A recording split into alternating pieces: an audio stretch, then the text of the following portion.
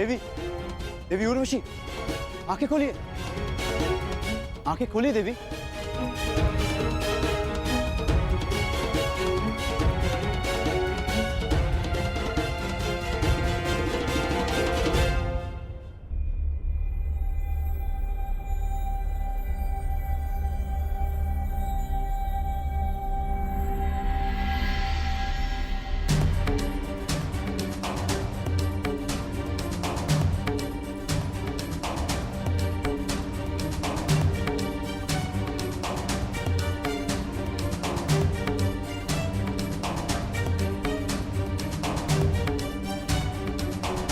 देवी, देवी।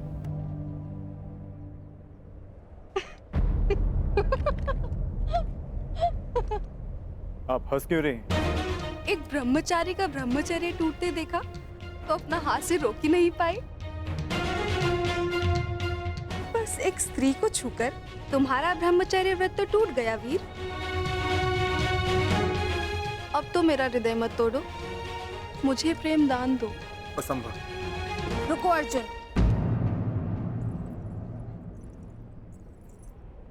दिव्यास्त्र पाने आए थे, वो तो तुम्हें मिल गया। अब यदि साथ में मेरा प्रेम भी मिल रहा है तो उसे छोड़ने की मूर्खता क्यों?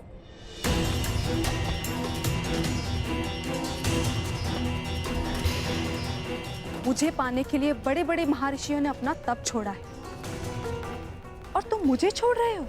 कदाचित मैं उन महर्षियों जैसे सौभाग्यशाली नहीं हूं देवी।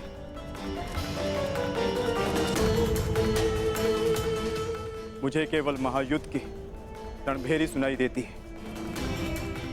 अपने बाणों से शैया पर लेटे शत्रु के शव दिखाई देते हैं।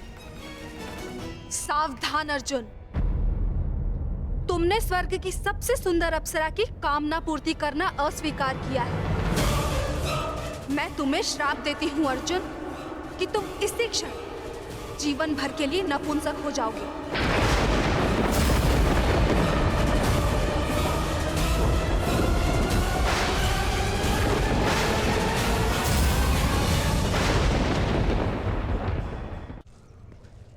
ये कौन से वन में ले आए हैं मामाश्री? यहाँ ना कोई व्यक्ति है, ना कोई मार्ग है। ऐसे ही मार्गों से जीवन का प्रकाश मिलता है दुर्योधन। मैं तुम्हें ऐसी जगह लाया हूँ जहाँ तुम्हें पांडवों के त्राण का मार्ग मिलेगा। यहाँ वन में कहाँ त्राण मिलेगा मामाश्री? बोलते बहुत हो दुर्योधन, शांत रहो और देखते जाओ। चलिए आओ।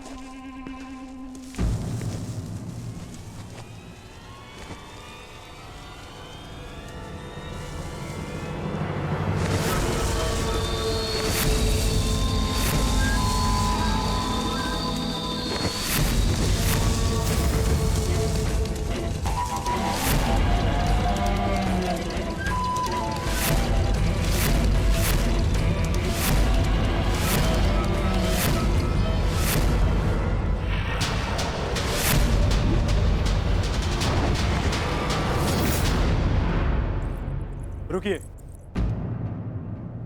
शाप देने से पूर्व आपने मेरे अस्वीकार करने का कारण नहीं जाना, परंतु मैं आपको बताना चाहूंगा। वर्षों पूर्व मेरे पूर्वज श्री पुरुरव से आप विवाह कर चुकी हैं। इस नाते आप मेरी माता समान हो।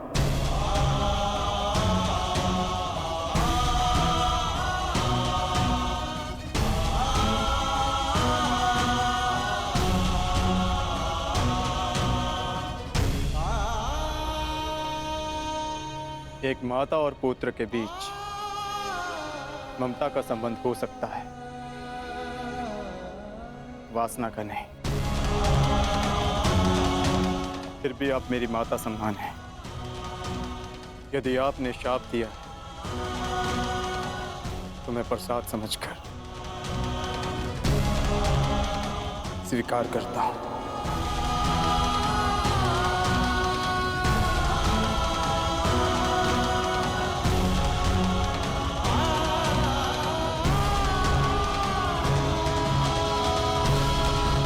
मुझसे अनजाने में एक कैसा पाप हो गया देवराज। अब क्या किया जाए? श्राप को वरदान में परिवर्तित किया जा सकता है उर्वशी। मेरी इच्छा है कि तुम इस श्राप को वरदान में परिवर्तित करो।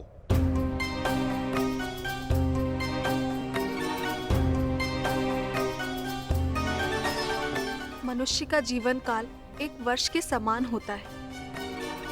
जिस प्रकार से मनुष्य जन्म लेता है, युवा होता है और वृद्ध होकर अंत को प्राप्त हो जाता है, उसी प्रकार एक वर्ष मानो एक जीवन के समान होता है।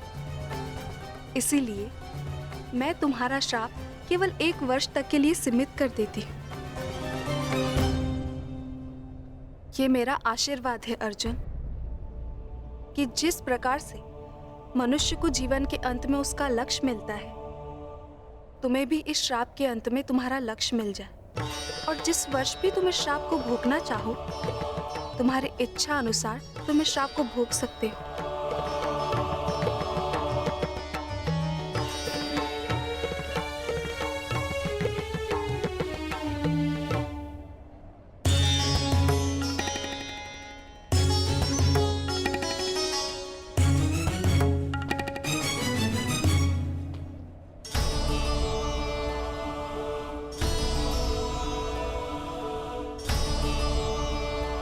विजयी भाव।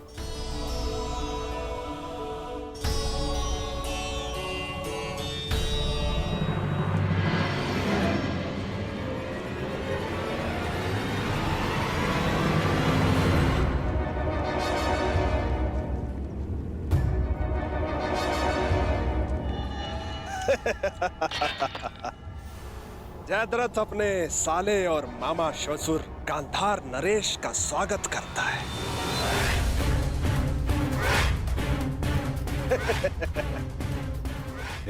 जीजा जी आप यहाँ? हाँ साले श्री, मैं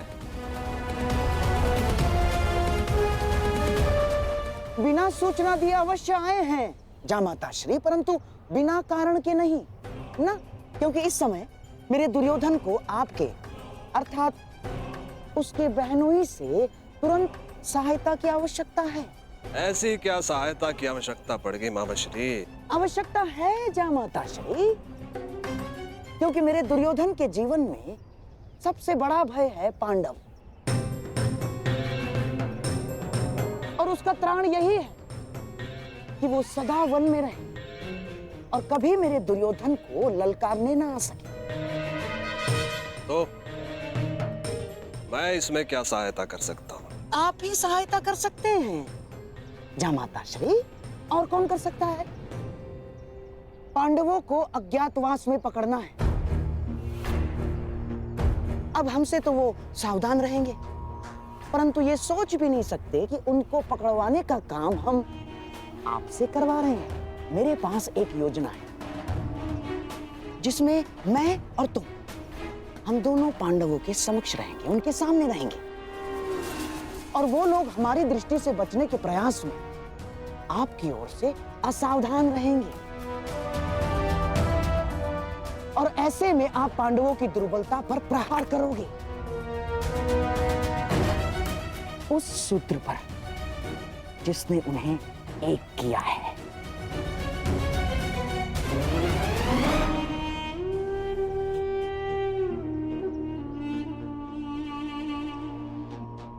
द्रौपदी,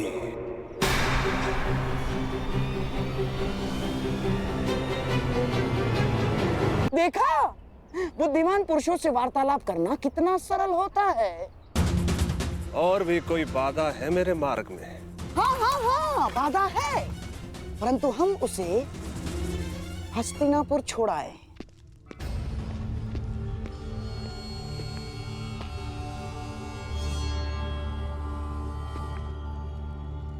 शिवराज दुर्योधन कहाँ गए? उनसे युद्ध के प्रबंध के लिए बाकी राजाओं को निमंत्रण देने के लिए आज्ञा पत्र लेना था। कहाँ गए वो?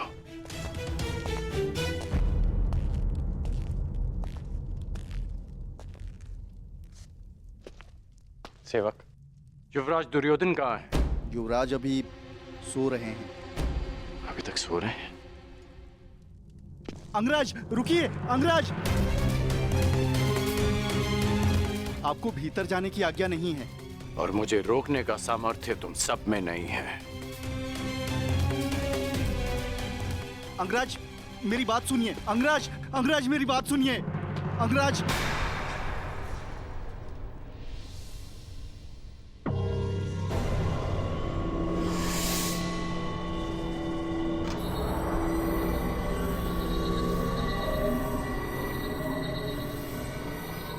कहाँ है युवराज? मैंने पूछा कहाँ है युवराज? वो सूर्योदय से पहले गांधार नरेश के साथ निकल गए। आदेश था किसी को कुछ न बताया जाए। मुझे क्षमा कर दीजिए अंगराज।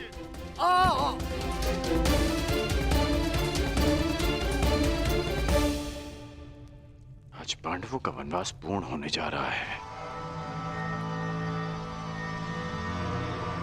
अज्ञातवास की पूर्व संध्या पर युवराज कहाँ जा सकते हैं?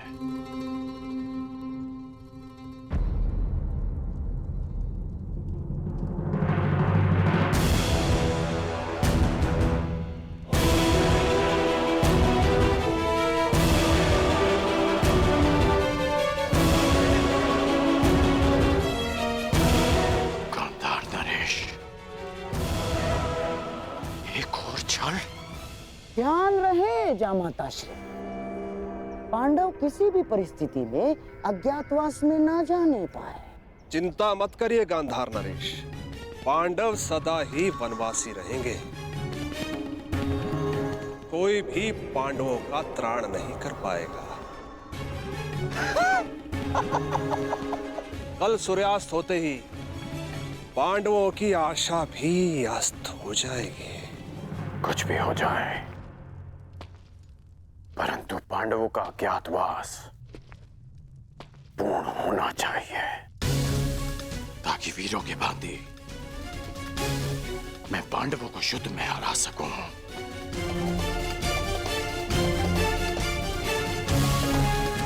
ताकि द्यूत सभा का कलंक मेरे और युवराज के माथे से सदा के लिए हट जाए।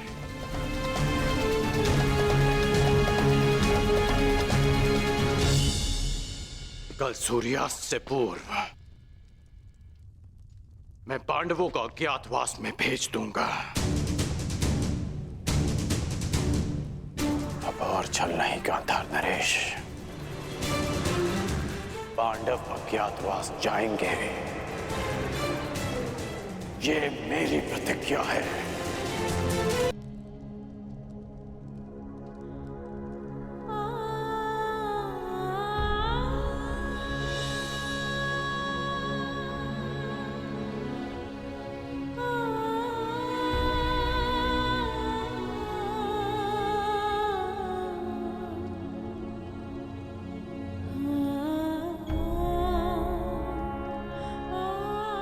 हे प्रभु, मेरे पुत्रों की वनवास की अवधि समाप्त होने वाली और अब उन्हें अज्ञातवास में प्रवेश होना है।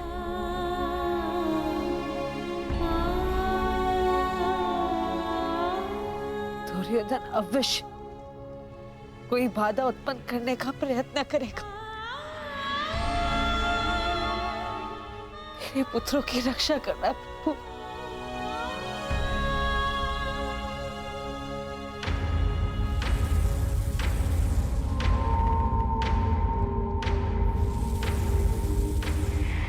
आज्ञा दीजिए ज्येष्ठ, क्या निर्णय लिया है आपने? अर्जुन को पीछे छोड़ा नहीं जा सकता, परंतु परिस्थिति ये है कि हमें भी यहां से स्वयं शीघ्र ही निकलना होगा।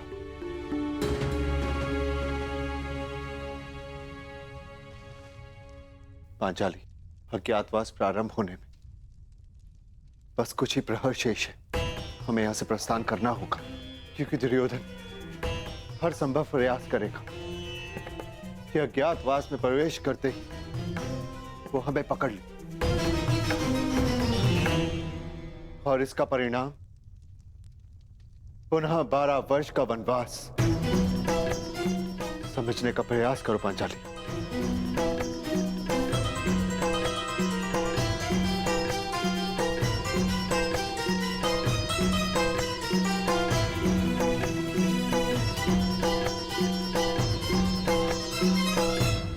इस दुविधा से निकलने की मेरे पास एक योजना है ज्येष्ठ। ये योजना हमारे किसी काम की नहीं है। प्रॉपर्टी के अपहरण से हमें क्या लाभ? हमारी योजना तो उन पांडवों को वनवास भेजना है।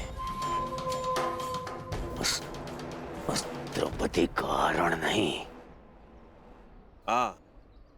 स्पष्ट कर दीजिए गांधार नरेश, कहीं द्यूत क्रीड़ा में जो द्रौपदी के साथ नहीं हुआ, कहीं वही करने का विचार तो नहीं है मामा श्री? नहीं जामाता श्री, आपको केवल उस द्रौपदी का अपहरण करके यहाँ इस वन में इस स्थान तक लाना होगा। बस उसके पश्चात वो पांडव उसकी सुरक्षा करने के लिए यहाँ आएंगे। फिर हम उनसे प्रार्थना करेंगे, याचना करेंगे कि हे धर्मराज, हमें क्षमा कर दो। हमें क्षमा कर दीजिए धर्मराज, हमसे बहुत बड़ी भूल हो गई। हमसे बहुत बड़ी भूल हो गई ना, हमें ऐसा नहीं करना चाहिए था। अब आप इस द्रौपदी को मान से, सम्मान से यहाँ से ले जाएं और पुनः 12 वर्ष के वनवास का आनंद उठाइए।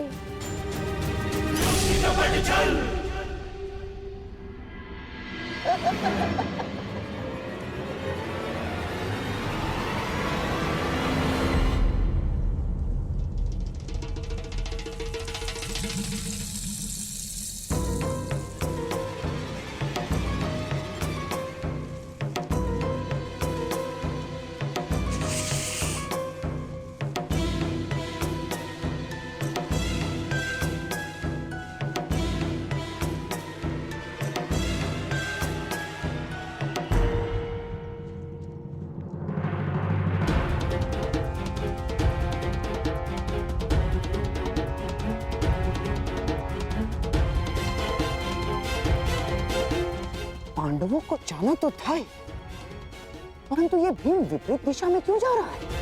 ये तो और भी अच्छा है गांधार नरेश, हमारा लक्ष्य द्रौपदी है और भीम की अनुपस्थिति में द्रौपदी का हरण और भी सरल हो जाएगा। आप नियत स्थान पर पहुंचे, यहां से जयद्रथ का कार्य प्रारंभ होता है और पांडवों की मुक्ति की आशा का अंत। आज सूर्यास्त के पश्चात ही पांडव वनवास जाएंगे।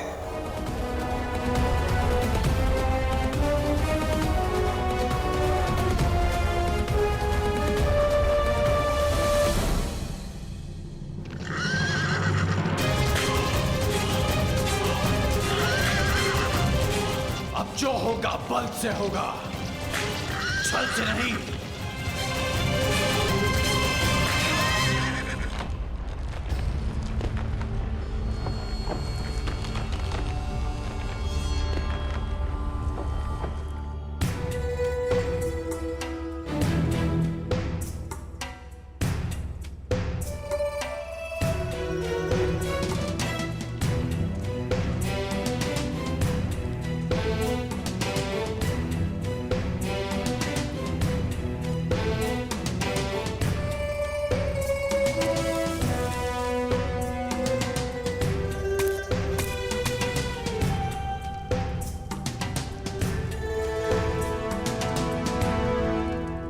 ये गुफा वनवास के समय भीम ने खोजी थी।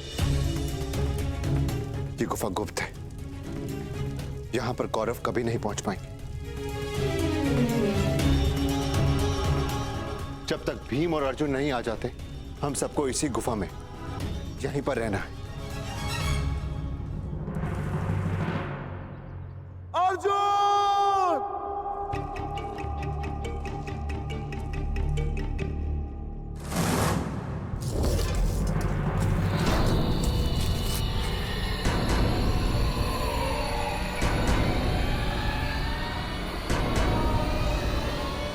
अधिक समय नहीं है, सूर्यास्त होने वाला है। नकुल, सहदेव, तुम दोनों पांचाली की सुरक्षा करना जब तक मैं भोजन का कुछ प्रबंध करके आता।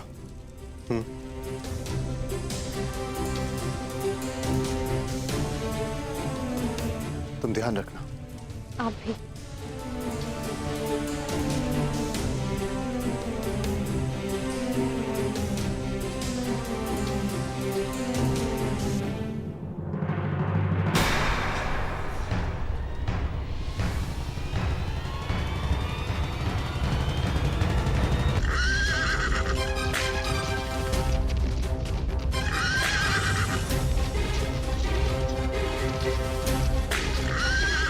लाक्षागृह कांड में मुझसे विलंब हो गया।